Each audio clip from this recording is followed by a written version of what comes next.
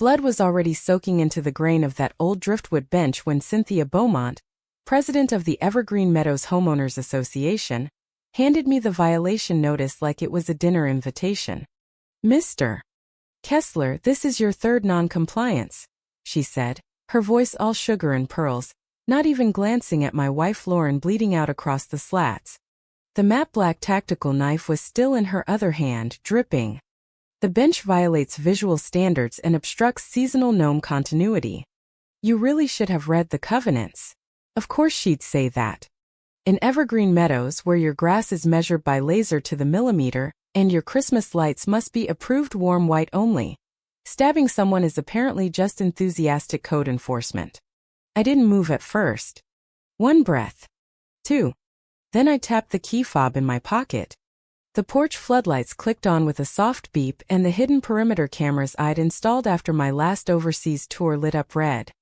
"Perimeter uplink active," the calm voice in my earpiece confirmed. "Audio and visual metadata locked." Cynthia froze mid-sneer, the knife trembling just enough to catch the light. She finally looked down at Lauren, who was still conscious enough to whisper, "Ryan, the flowers." A little bouquet of baby's breath for my brother Brick's birthday lay scattered in the blood. Brick, the guy who dragged me out of a burning Humvee in Hellman only to die stateside because some drunk driver ran a red. I built that bench from the driftwood he and I collected on our last leave. Carved his initials myself.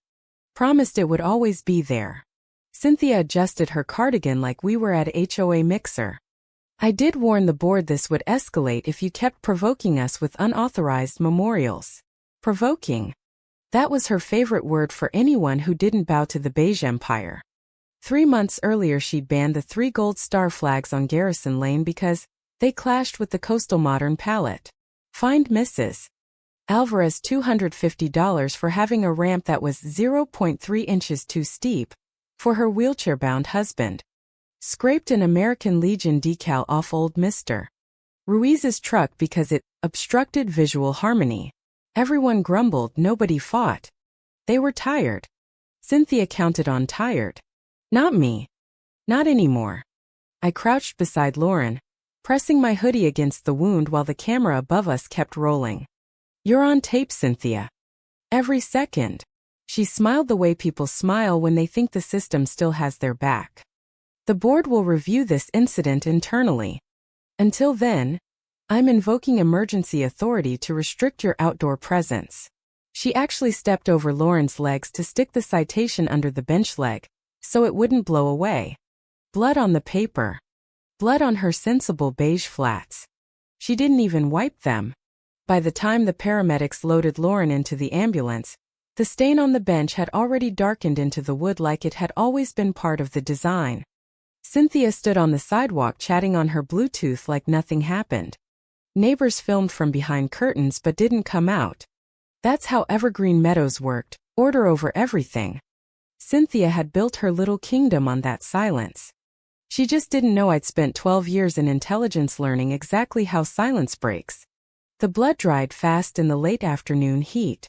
I watched the ambulance lights disappear, then walked back inside and pulled up the server feed. Military-grade rolling encryption, ghost relay 6 states away. Crystal clear. Lauren placing the flowers. Cynthia marching across the lawn in her Sunday pearls. The flash of steel. The fall. My sprint. Time-stamped. Untouched. I duplicated everything, then sat at the kitchen table staring at the empty sheath I'd found near her dropped purse. Blackout recon knife. Mil-spec carbon steel, paracord wrap, hand-filed notch on the handle. I'd issued those in Kandahar. They weren't supposed to be in civilian hands, especially not in the purse of a woman whose only combat experience was yelling at teenagers for leaving bikes on the lawn. How the hell did Cynthia Beaumont have one? Officer Ramirez from the local precinct showed up 20 minutes later, already sighing like he'd been pre-briefed. Got a report of a domestic altercation. He wouldn't meet my eyes. "You think I stabbed my own wife?" I asked. He shrugged. "Just need your statement."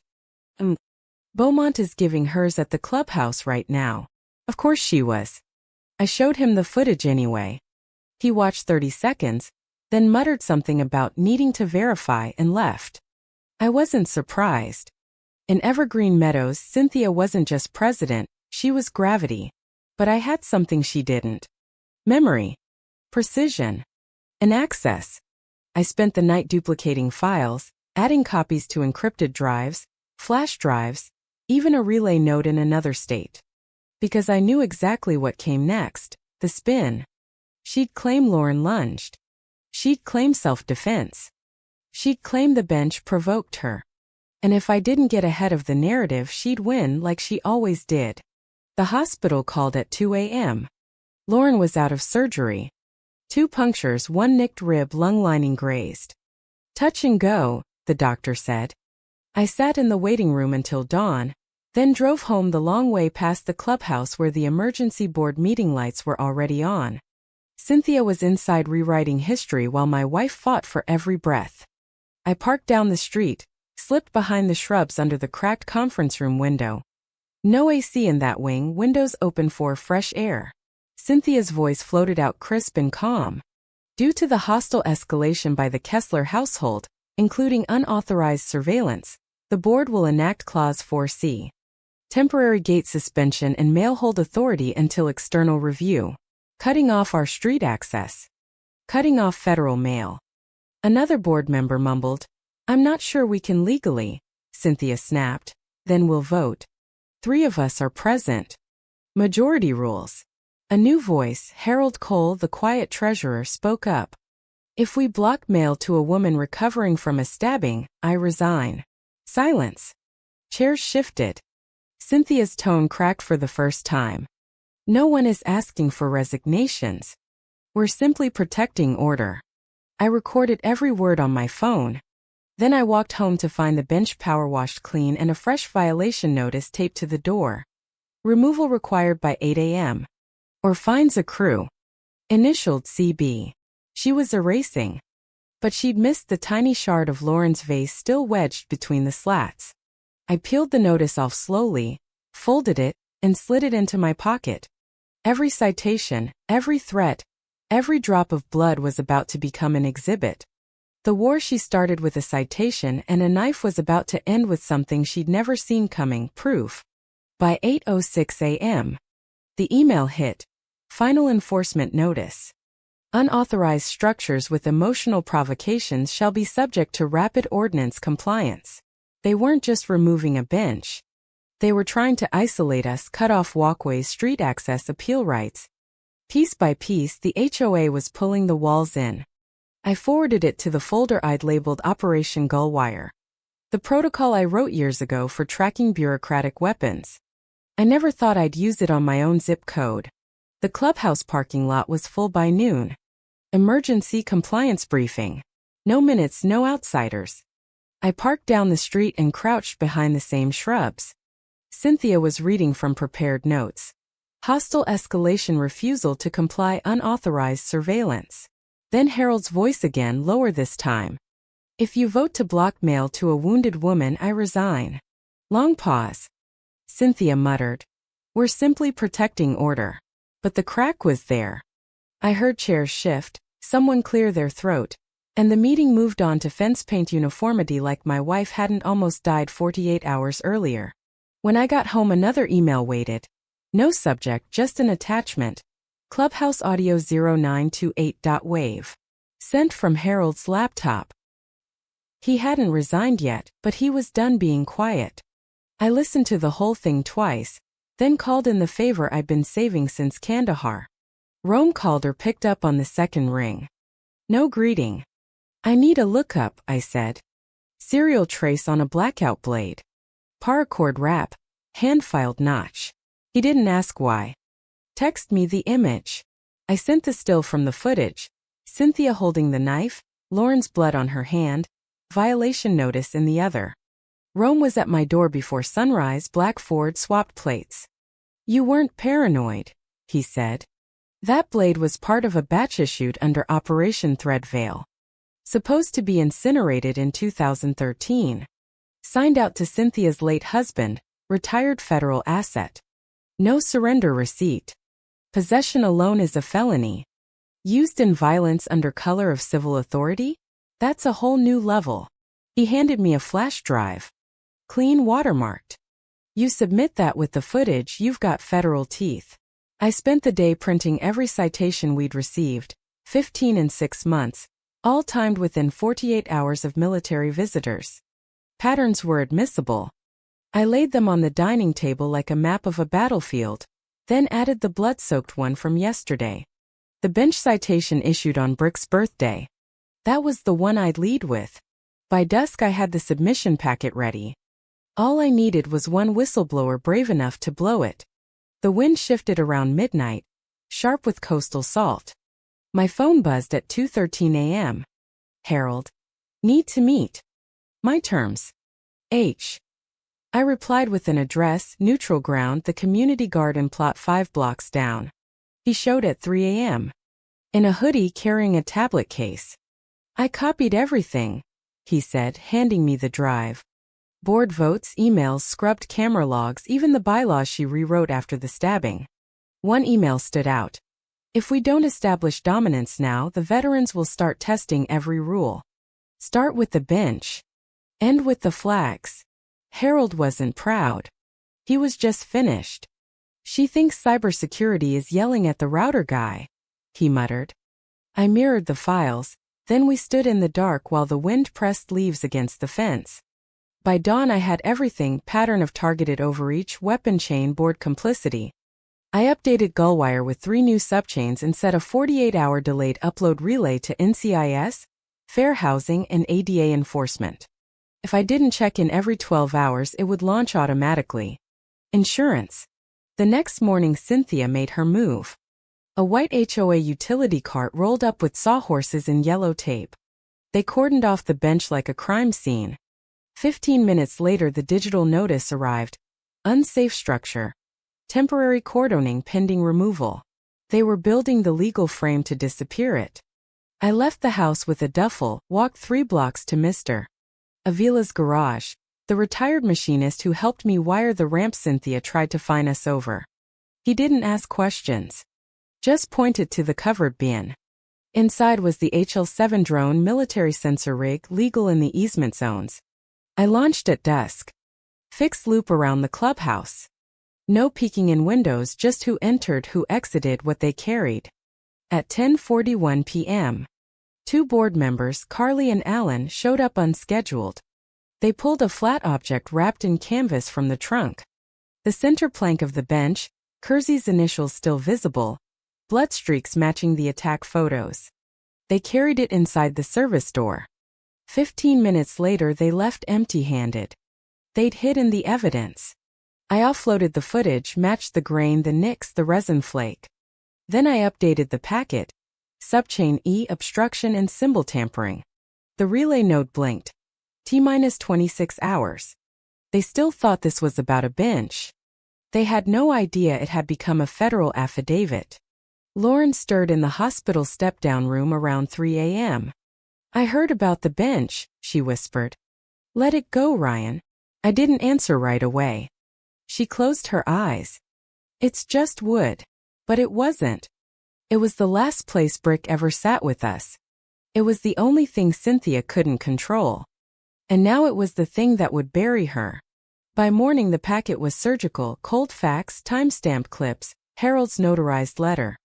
I walked into the third-party management office and placed the flash drive on compliance liaison Elise Chamberlain's desk. Federal complaint, I said. 2 words. I handed her the summary sheet. Weapons violation, ADA retaliation, evidence tampering, election fraud in private governance. Courtesy stop. You'll be named on the distribution trail. Her hands froze mid-keystroke. Review the footage before the board convenes tonight, I added, because by 9:12 a.m. tomorrow this is out of everyone's hands. I left her opening folders she couldn't ignore. Back home I checked the launch protocol, still live. The only thing left was the witness statement. Harold arrived 30 minutes later, pale but steady, and handed me the notarized 3-page letter. He'd already given copies to a retired judge and 2 Gold Star widows. I trust them now, he said. The neighborhood buzz had shifted. Whispers outside the clubhouse.